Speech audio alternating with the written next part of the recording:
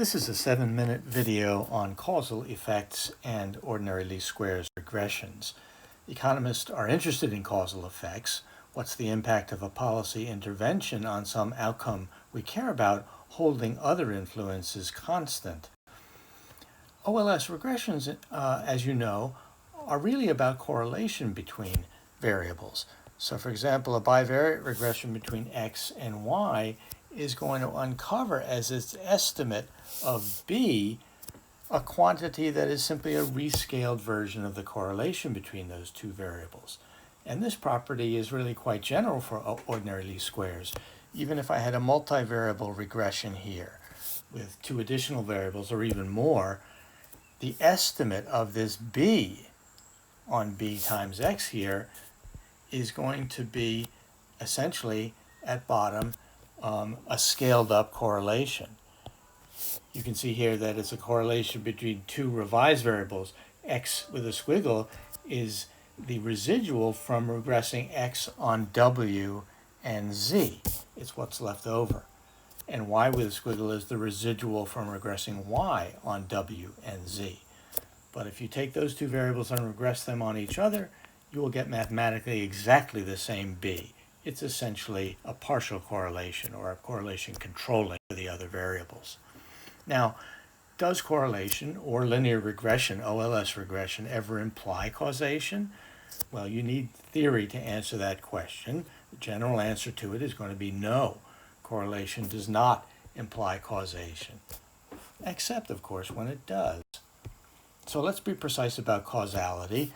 Variable A is going to be a direct cause of variable B if your theory tells you that a ceteris paribus change in A would alter B. We're going to use path diagrams to capture all such direct causal linkages with arrows, and that will immediately give us a more general definition of causality. If there's any path that connects two variables in your path diagram, then the one variable is a cause of the other.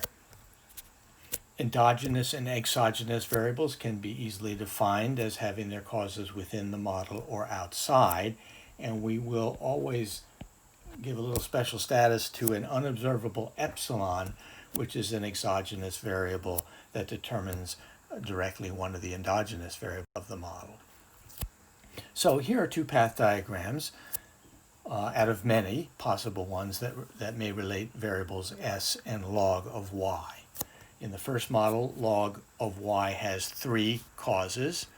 That is epsilon y, s, and then indirectly through s, epsilon s.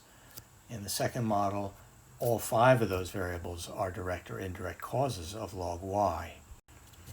Now let's go from a path diagram to an actual mathematical representation, and there could be many. We're going to look at ones in which the representation is linear in some unknown parameters. Three unknown parameters here, A, B, and E. They're all three of those things are just constants. Well, in our two examples, we can write down the two-equation model in each case, just drawing on the path diagram. And in both cases, correlation in a large enough sample does imply causation.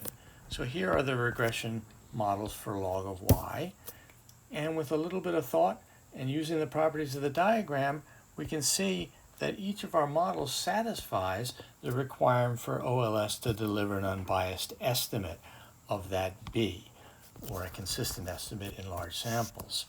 In particular, if you said, what is the expected value of y given s in this model? The answer is going to be, from up here,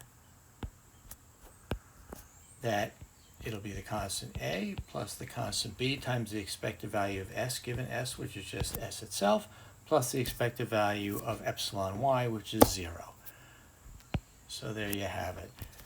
A change in s feeds through with parameter b to the expected value of y given s. The OLS regression is going to pick up for you an unbiased estimate of that impact. Well, observational data are typically, unfortunately, more complicated than that.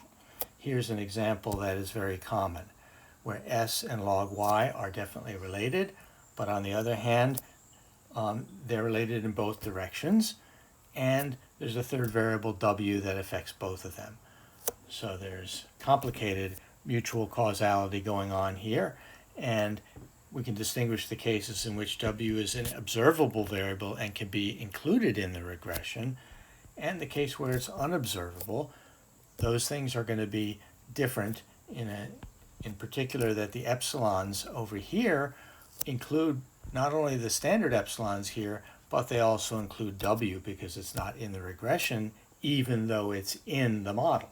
So it must be sitting there in the epsilons with a twiddle. And that means that those guys are going to be correlated and give us a bigger problem than we would have on the left-hand side. So we'll have to talk about how you would approach situations like this one. But looking at a simple bivariate scatter plot between S and log Y is not going to get it done. You could see a strong positive or negative correlation. You could conclude that that's enough for you to walk out and do some policy intervention on S and hope to get an impact on Y, and you could be absolutely badly wrong.